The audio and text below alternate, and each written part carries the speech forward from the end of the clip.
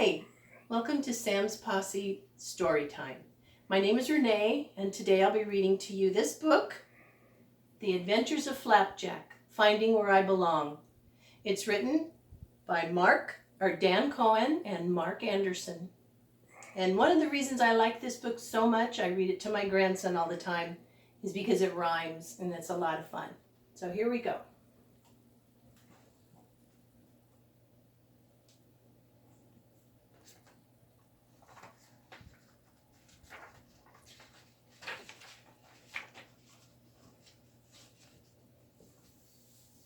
Did you ever dine with a plump porcupine? Or sing out of tune with a raucous raccoon? Have you raced over rocks with a bushy-tailed fox? Or danced with a skunk and a cheerful chipmunk? Can you believe I did them all? Well, I did, in the forest, when I was small.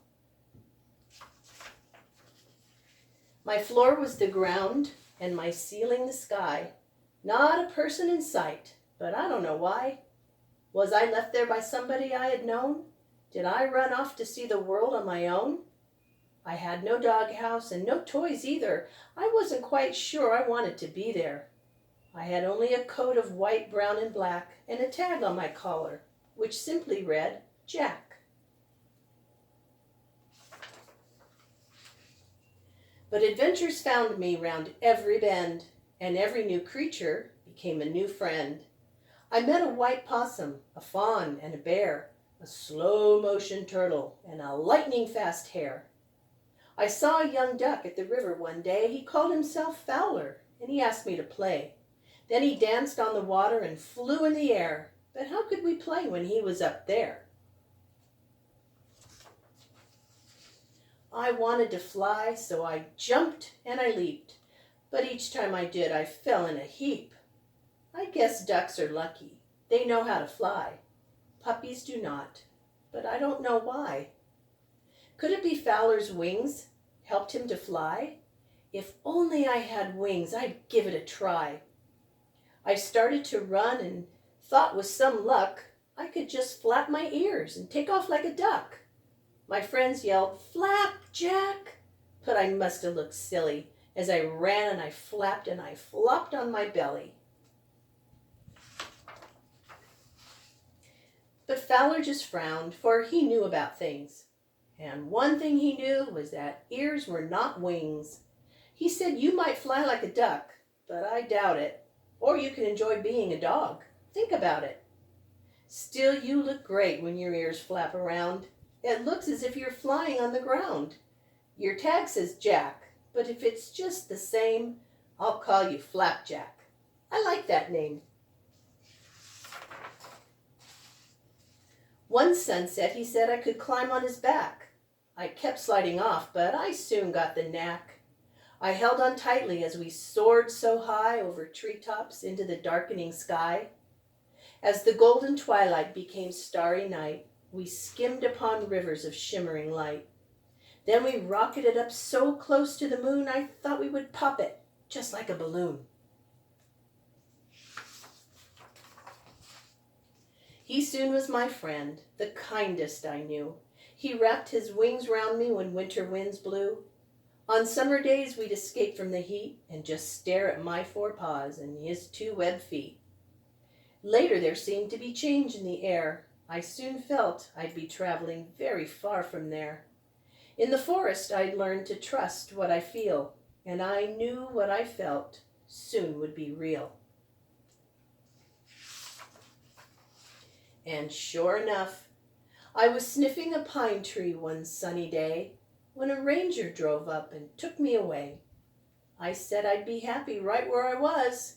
He smiled and said softly, "I took you because dogs simply cannot be out running free. Dogs live with people. That's how it should be." I thought of my friends. No chance for goodbyes. Should dogs live with people? I don't know why. Are they just meant to be together? Do dogs need houses in rainy weather? What about foxes and raucous raccoons? If I need people, do they need them too?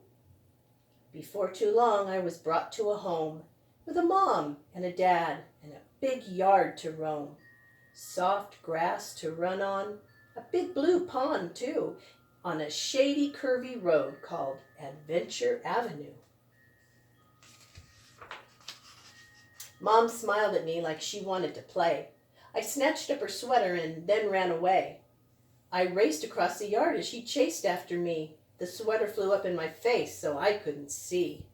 I ran around in circles and then smacked into a tree. I wasn't feeling very well, so she sat next to me. She iced my aching head, and soon I felt better. Dad just smiled at me and said, "No more taking sweaters." I didn't understand, but I licked them both and sighed. Okay, no more sweaters, but I don't know why. Do homes have rules I'm supposed to know? Like what to eat, where to poop, when to come and go? Why are rules important? Why make such a fuss? Oh well, I guess I'll just have to learn them if I must. I discovered new friends. Wow, there were so many, like squirrels and bright red ladybugs and a lizard I called Lenny. As I grew, I'd watch the birds flying from limb to limb, and I'd think of good old Fowler and how much I missed him. Although we seem to make new friends as time passes by, we miss the ones we knew before, but I don't know why. While playing by the pond one day and chatting with a snail, something big came splashing down and drenched me head to tail. I shook the water off my coat, and then what did I see? The coolest duck in all the world, just smiling back at me. I licked his feathered head, and he flapped his wings with glee. He said he'd traveled very far until he spotted me. We played, but I was now full grown, and Fowler sadly found that when he tried to fly with me, he couldn't get off the ground. Though we had the greatest time, I still longed to fly. I guess we can't do all we want, but I don't know why. Time was one thing flying that day, and before too long, Fowler said he must go home where ducks like him belong.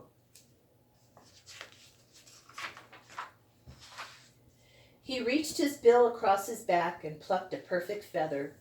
Keep this, my friend, and think about more fun we'll have together. He danced a bit and quacked that he'd be back to visit soon, then flew so high I saw his silhouette upon the moon. Now happy with my family, at home, in my own bed, a feather on my pillow and a very sleepy head. I'll dream of great adventures, and none will pass me by. Adventures seem to find me, but I don't know why.